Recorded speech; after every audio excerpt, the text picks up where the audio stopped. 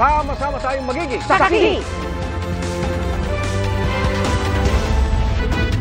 Pinakondem ng Kamara at inisyo ng show cause order ng Senado si Pastor Apollo Kibuloy dahil hindi niya pagdalo sa mga pagdinig.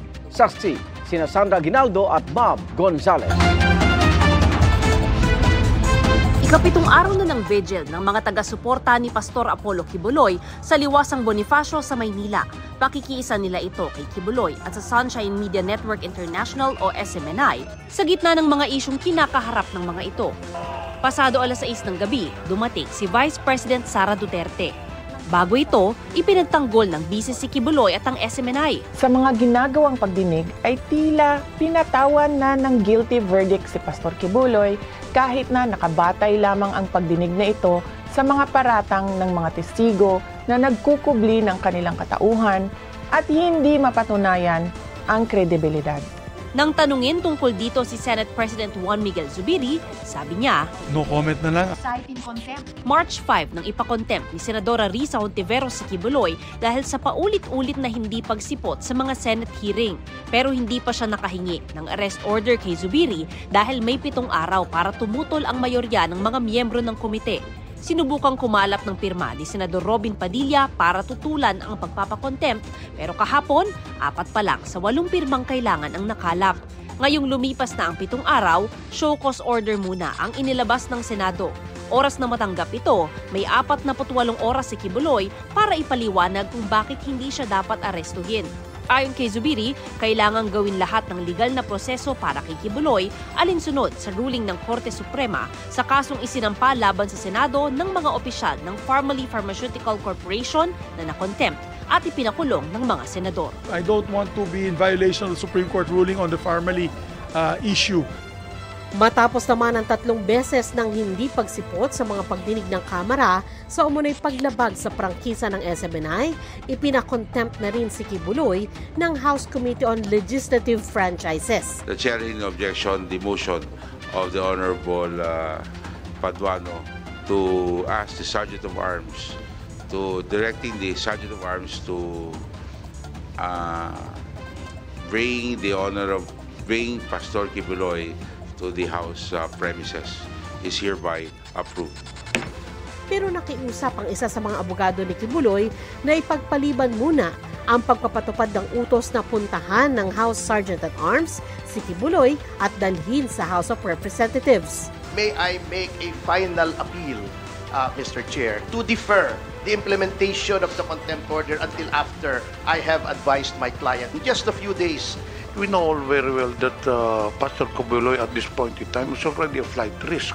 Humingi ng palugit para makaalis na si Pastor Kibuloy out of the country. Ayon sa kampo ni Kibuloy, bukod sa may lookout bulletin order na kay Kibuloy, walang balak tumakas ang pastor. Kaya pumayag din ang komite na hintayin hanggang Biyernes kung magpapakita siya sa Kamara. Gayunman, inaprubahan na ang committee report para sa pagbawi ng prangkisa ng Suara Submedia Corporation na nag-ooperate sa SMNI dahil daw sa ilang paglabag. Kabilang ang pagpapalit umano ng may-ari nito nang hindi nalalaman ng Kongreso. Isasalang pa sa plenary debate ang committee report. Kailangan daw kami na mag-secure ng prior approval of Congress in case there is a transfer of the controlling interest. But what is controlling interest is 50% plus. What was transferred is only 46%. The congressmen, the members of this house, still has the chance to take a look into our position paper. Dumating sa pagdinig si Marlon Acobo, executive pastor ng KOJC. Nanindigan siyang ilang taon nang walang kaugnayan sa pagpapatakbo ng SMNI, si Kibuloy. Ipinaliwanag din niya ang papel ni dating Pangulong Rodrigo Duterte sa kanilang organisasyon. Kamakailan lang ay kinumpirma ni Duterte na nagboluntaryo siya para maging administrator ng properties ng KOJC. Former President Rodrigo Duterte, taas ang iyang eksperyensya, lawyer siya, labaw sa tanan, suod siya nga higala sa Kingdom Ministry. Si PRD, taas yung kanyang experience, abogado po siya, then malapit na kaibigan siya sa minister.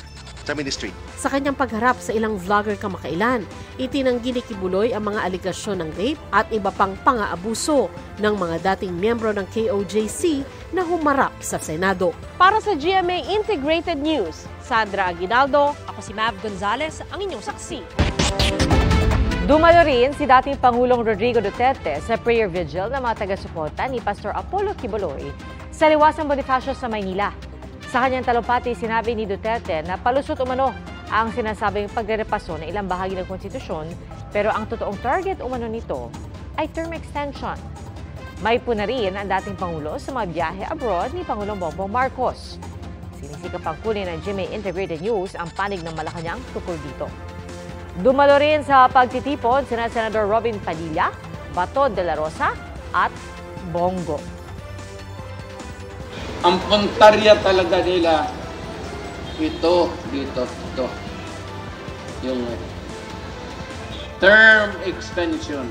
Ang balita ko, may pangatlo na yan, Constituent Assembly by Congress. Mukhang inumpasahan na nila. So, kung may galawin man ang konstitusyon, isa lang. Pahabain lang talaga ni Marcos kung anong ginawa ng tatay niya, gagawin. Si Marcos, pasyal na lang yan.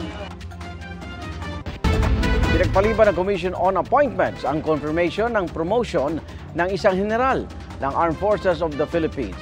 Kasunod ito ng reklamo ng umano'y pananakit sa kanyang misis at mga anak. Saksi si Mav Gonzalez. Seryoso ang alegasyong ibinato kay Brigadier General Ranulfo Sevilla, Deputy Commander ng AFP Special Operations Command, na nominado para sa promotion sa AFP. Pumarap sa Committee on National Defense ng Commission on Appointments ang asawa ni Sevilla para isumbong ang umano'y pananakit ng general sa kanilang mag-iina at hindi pagbibigay ng sustento sa mga anak kahit may court order umano para rito. Matagal na kami nagtitiis ng mga anak ko. Sustento, 2,000 pesos. From an AFP officer. No amount of money will make me back down. We deserve to be vindicated. Dagdag ng misis ni Sevilla, patuloy raw silang hinaharas ng asawang general kaya nagtatago sila ngayon.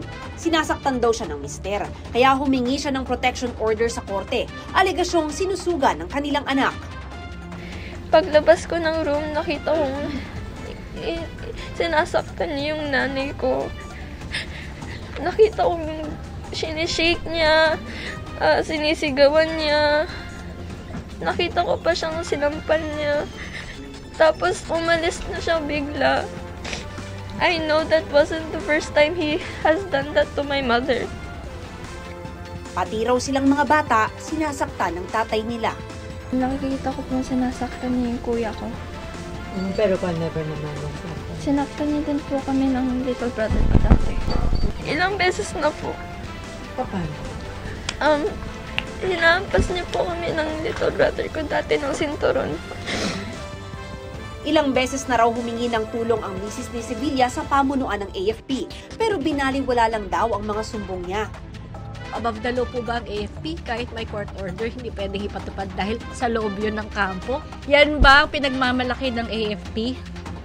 Na hinahayaan nila na nakatira ang kabit sa loob ng kampo, sa loob ng sarili naming bahay? Dahil sa mga reklamo ng mag-iina, ipinagpaliban ng komite ang confirmation ng promotion ni Sevilla bilang Brigadier General para mapag-aralan ng issue. Sabi ni Senate President Mig Zubiri, may mga ibang promotion at confirmation ng mga opisyal na hindi raw pinalulusot ang Commission on Appointment dahil sa iba't ibang reklamo, gaya ng concubinage at sexual harassment. Hindi sapat yung performance record nyo bilang kawani ng gobyerno. Kailangan of good moral character. Kasi mabubusisi yan na lahat. At we feel that if you want to be in government, particularly in appointed positions like that, they should be of good moral character. Tumangging magbigay ng pahayag si Brigadier General Sevilla. Hinihinglan din namin ng pahayag ang pamunuan ng AFP. Para sa GMA Integrated News, Mav Gonzalez ang inyong saksi. Pinapayagan na po ng DepEd ang mga paaralan na magsuspende ng face-to-face classes kung sa tingin nila ay masyadong mainit ang temperatura. Ayon sa DepEd, pinapayagan din ang mga guro na magsuot ng mas komportableng damit sa halip na uniform. Wala namang required uniform sa mga estudyante pero pinapayuhan sila magsuot ng mas preskong damit. Ayon sa Pag-asa, inaasang lalo pang iinit ang panahon sa mga susunod na araw. Dito po sa Metro Manila mula Marso hanggang Mayo, posible pumalo ang heat index o damang init sa 40 hanggang 43 degrees Celsius.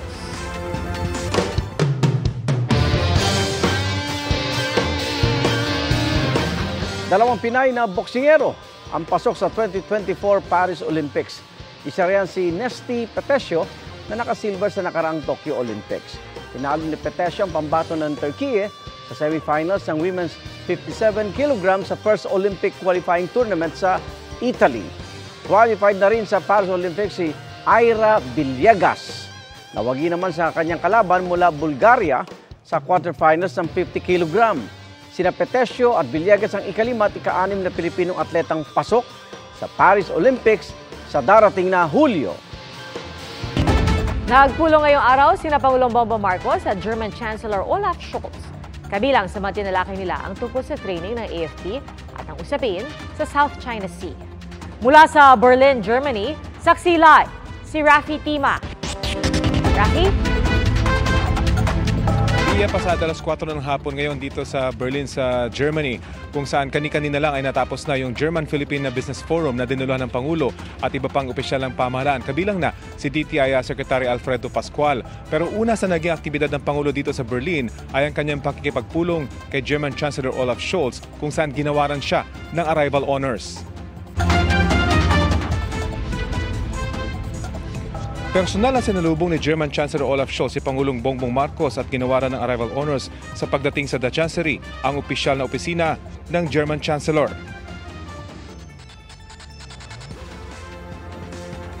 Kasama ng Pangulo sina House Speaker Martin Romualdez, DFA Secretary Enrique Manalo, DTI Secretary Alfredo Pascual, PCOO Secretary Sheloy Garafil, Philippine Ambassador to Germany Irene Susan Natividad at iba pang opisyal.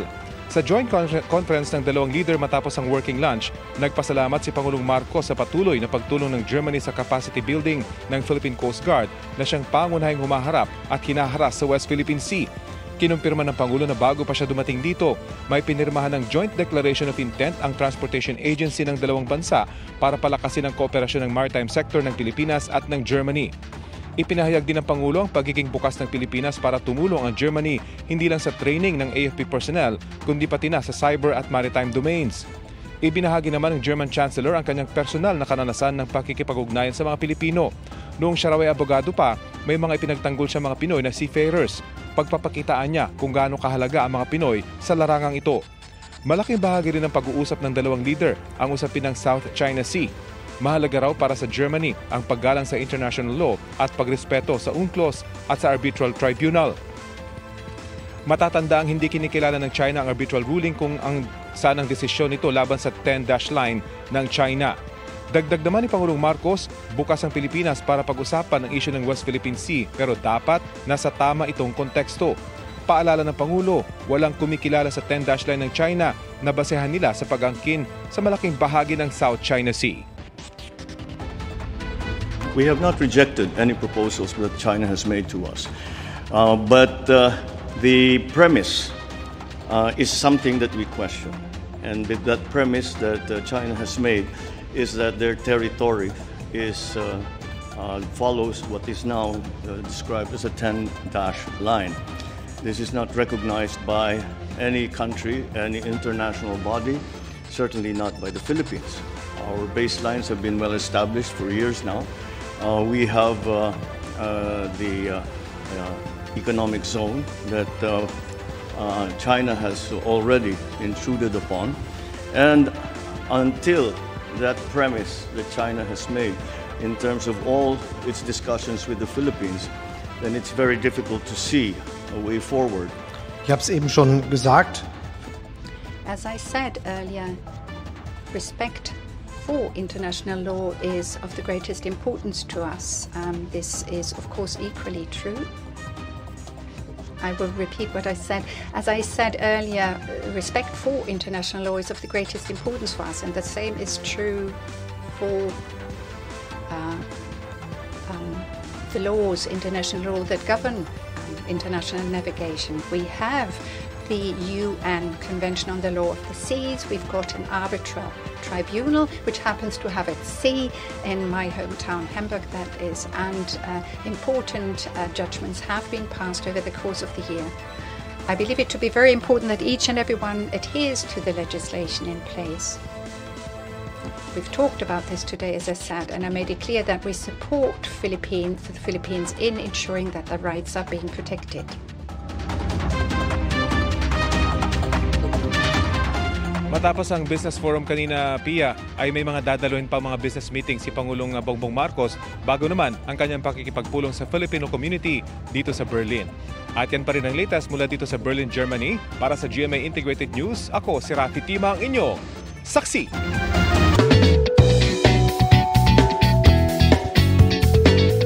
Hindi nagpakabog sa mga A-lister ang isang aso na agaw eksena sa 96th Academy Awards. Ang ilang aso naman sa paliparan sa Turkey may malaking misyon kontra stress. Ating saksiyan.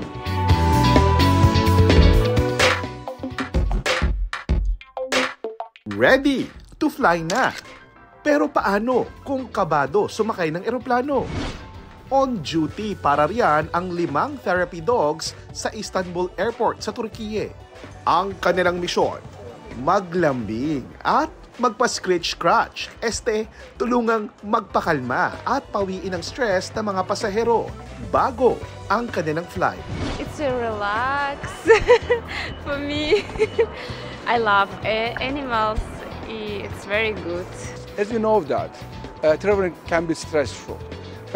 For this reason, we improved this project. According to research, interaction between animals and humans reduce the stress level and anxiety. 6 na buwan pinaghandaan ng pamunuan ng airport ang proyekto at umaasa silang makapag-train ng dagdag na 5 pang therapy dogs. Sa Birmingham, England naman, mula sa 20,000 aso, may isang nangibabaw. Who does the highest honor go to? Tinanghal na Best in Show.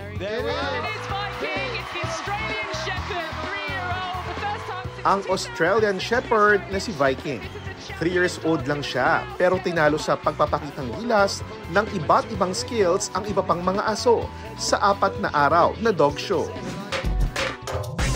Agaw eksena naman sa 96th Academy Awards sa Amerika ang 7-year-old border collie na si Messi. Very formal at nakasuot pa ng bowtie. Behave pa siyang nakaupo katabi ng kanyang fur mom at kasama ang audience. Gumanap si Messi bilang guide dog na si Snoop sa Oscar-nominated film na Anatomy of a Fall. Para sa GMA Integrated News, JP Soriano ang inyong saksi. Salamat, Igan, sa inyong pagsaksi. Ako naman, Arnold Glavio. Ako po si Pia Arcangel para sa mas malaking misyon at sa mas malawak na paglilingkod sa bayan. Mula sa GMA Integrated News, ang News Authority ng Pilipino. Hanggang bukas, sama-sama tayong magiging saksi!